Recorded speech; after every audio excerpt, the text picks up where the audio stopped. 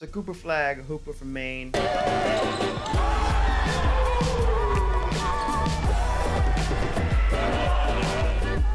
All the hype behind him. Said he's the next big generational talent to go to the NBA. I think he committed to Duke. And some people are saying he's overrated. I think it would be tough for anybody to really do a scouting report on me in terms of how they were going to take me out of a game, because I don't think there's really a way that any team can take me out of a game. Man, Cooper, I'm going to keep it all the way 100 with you. You ain't who you think you is. Oof. I've been down at Montverde. I coached down at Montverde. I've been in Montverde streets. I actually lived on campus when I was director of scouting, director of recruiting for Montverde down there. I know the training regimen that you on down there. He know this man. I know the talent that they have coming in that surrounds you down there. I know you having these college coaches come in there every single day. Your mindset was set on Duke, but they still coming in there, and that's still gonna be gas to your fire. I know how the media covers Montverde down there. Not just in Lake County, but in the city of Orlando. Hey, my son about to expose Cooper Flagg? Is Cooper Flagg overrated? State of Florida, and now nationally. I know that they're saying that you're gonna be the #1 pick in the 2025 NBA draft. I know that they're saying that you're gonna be the first NBA player in the history of the state of Maine. And Shout out young man, Maine. that's a phenomenal accomplishment. And I wish you much success. But you gotta realize this. When you get to the league, your mama's not gonna be an assistant coach like she's been your entire life. Oh, shit. I didn't know that. Mama's coaching? That's questionable. Did not know that. You're not going to be playing with your twin brother like you've been playing with your entire life. You're not going to be playing with your homeboy whose dad is the head coach of your AAU team. And like it's been like that for your entire life.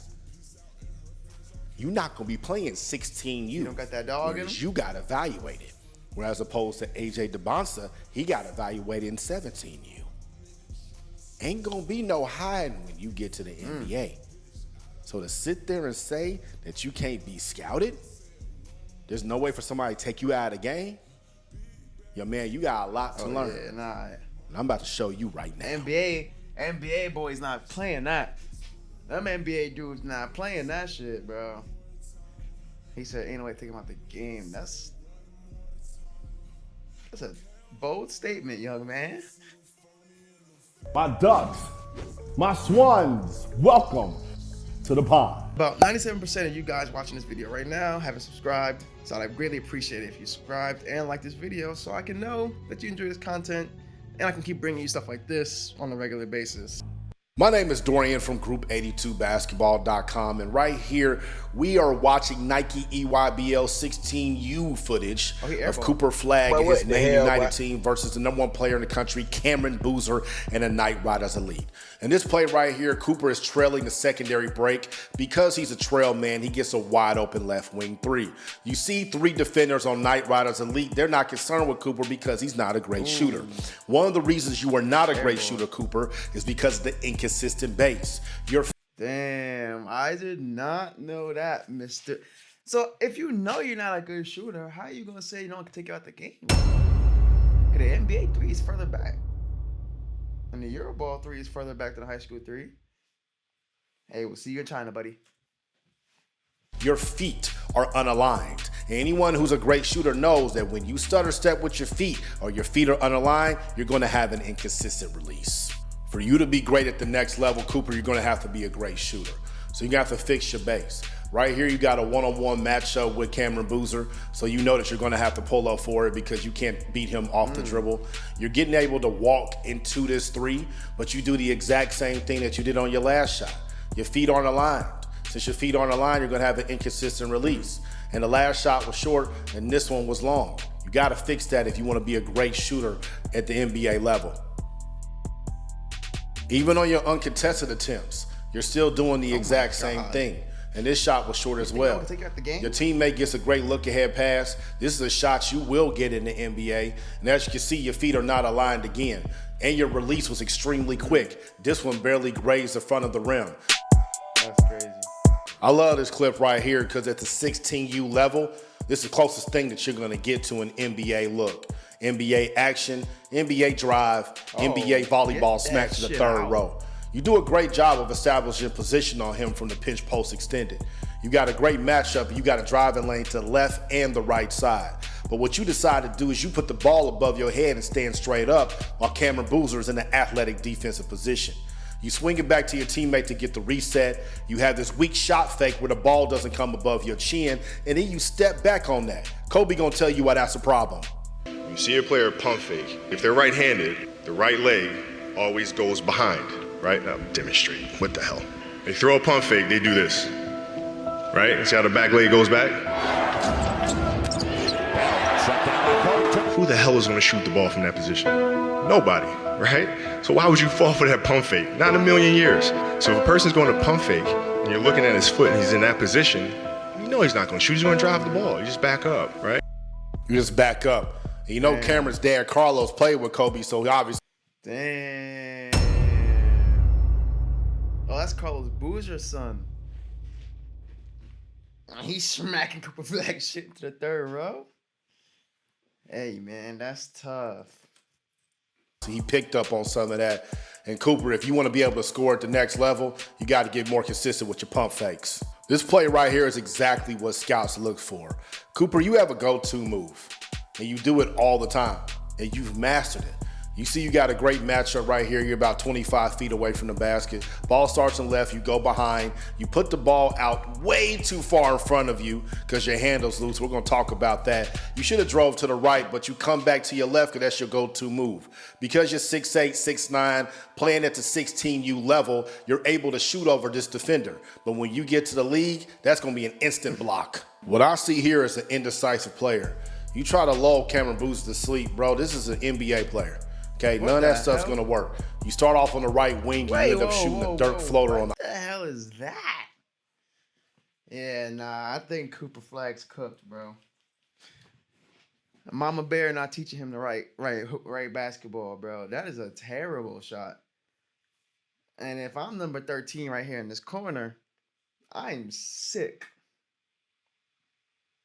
Nah, bro. I didn't know Cooper Flagg. I heard the name. You know what I'm saying? 6'10", 16-year-old. But I didn't know he was this bad. On the opposite side. How does this happen? Your teammates do a great job of moving without the ball.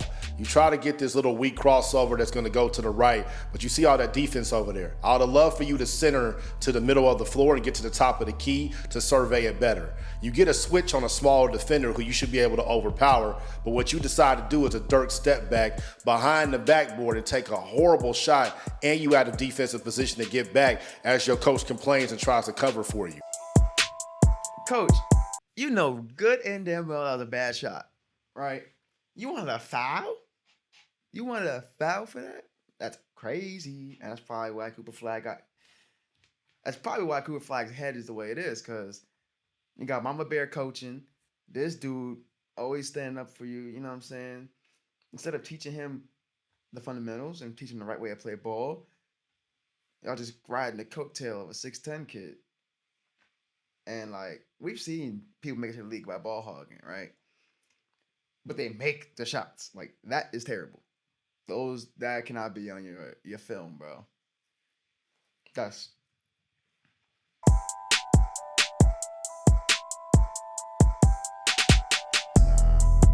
crazy. Now, I know that sounds like tough criticism. You know why it sounds like that? Because it is. This ain't 16U, dog. You going to the NBA. If you go into the NBA, you got to have a higher basketball IQ. Terrible. You got to be a lot more decisive with your basketball decisions.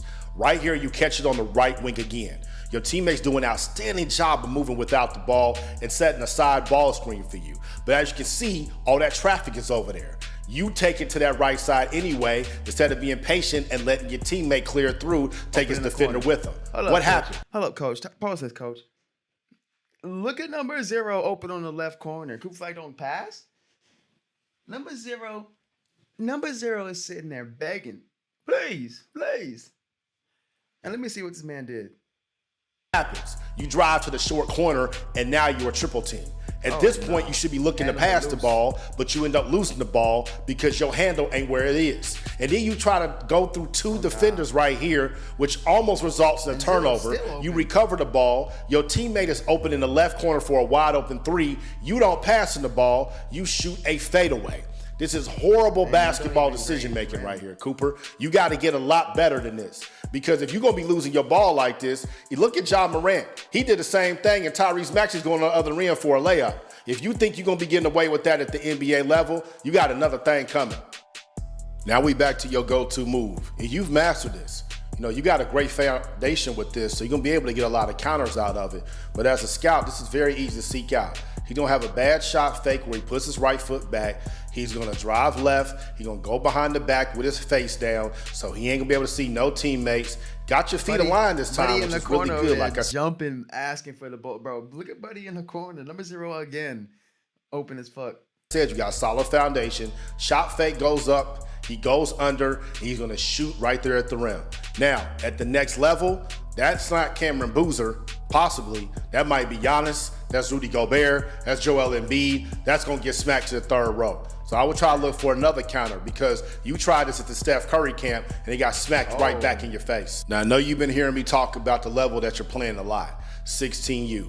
But this play right here is a perfect example of how I know that you were used to being the primary scorer at a lower level, and these guys are not going to play at an exceptionally high level because they're used to playing off of you. This is way too much dribbling. This is way too much indecision. There's way too many basketball plays that could have been made. Oh, no, coach. Oh, no. All right. I hear you. Cooper Flagg's trash. Heard you. Run down in the game right now, all my niggas on go.